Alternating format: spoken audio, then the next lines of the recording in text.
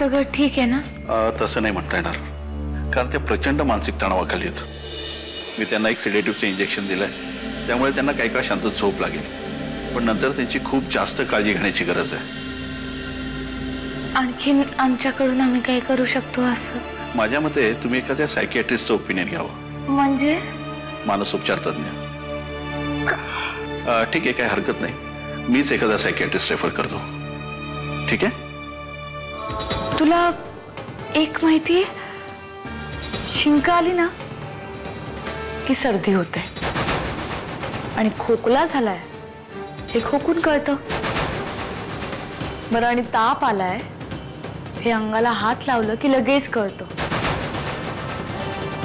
हे सगळे आजार डोळ्यांना दिसतात, जाणवतात, पण एक असा आजार आहे जो काही डोळ्यांना दिसत नाही, तो म्हणजे वेड लागणं. आणि जेव्हा कळतं तेव्हा वेळ निघून गेलेली असते. आज तिच्या डोक्यावर परिणाम झाला म्हणून डॉक्टर आले होते तिला तपासायला. हो का? ते बिचारीच्या माग लागलाय तुम्ही? बरोबर आहे, अगदी बरोबर आहे. तिला ना बिचारीच म्हणायला हवं, कारण तुमच्यासारखा नवरा लाभल्यावर ती वेडी नाही होणार तर काय होणार?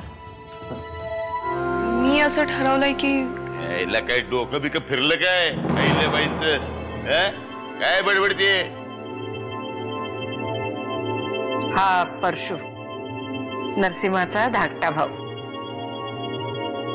आणि ही अनन्या, डॉक्टर अनन्या वाडेकर.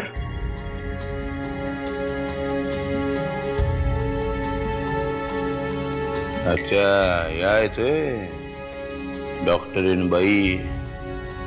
नमस्कार म्हणलं. नमस्कार. नाही, वयाने लहान आहात, नाहीतर पायावरच डोकं ठेवलं असतं. तुमच्यामुळे काय काय दिवस बघायला लागतात आम्हाला. परशु, तुझं काहीतरी काम होतं ना माझ्याकडे? चल. येतो म्हणलं डॉक्टरीन बाई, भेटू पुन्हा. नाही, मृत्यूच्या दाढेतनं माणसानं कसं परत आणायचं ही कला आम्हाला पण शिकवा की जरा. येतो. चला आत्या बाई. येते. हा, चल.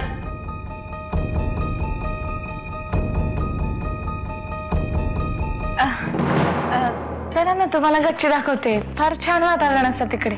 नाही नको, मी निघते आता. नमस्कार वाकनीस साहेब, बोला.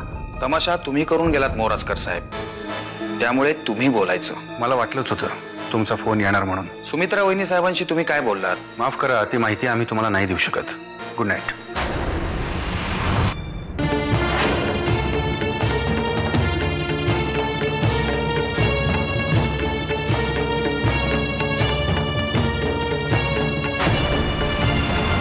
जे काही झालं ते मला आत्ताच्या आत्ता कळायला हवं.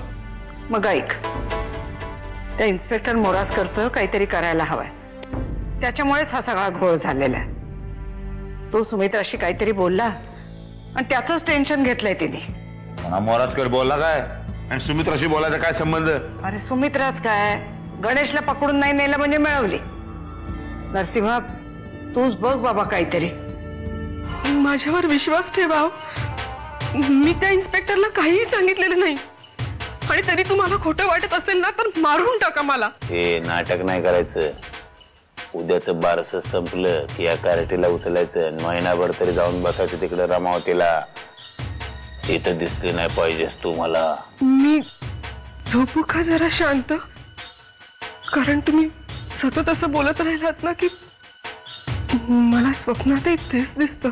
जी काय स्वप्न बघायची आहे ते रामावतीच्या गोदडीवर निजून बघायची. उद्या अटक करूया त्यांना, पण जर वरून काही दबाव आला तर. Okay sir. Sir, thank you sir. Good night.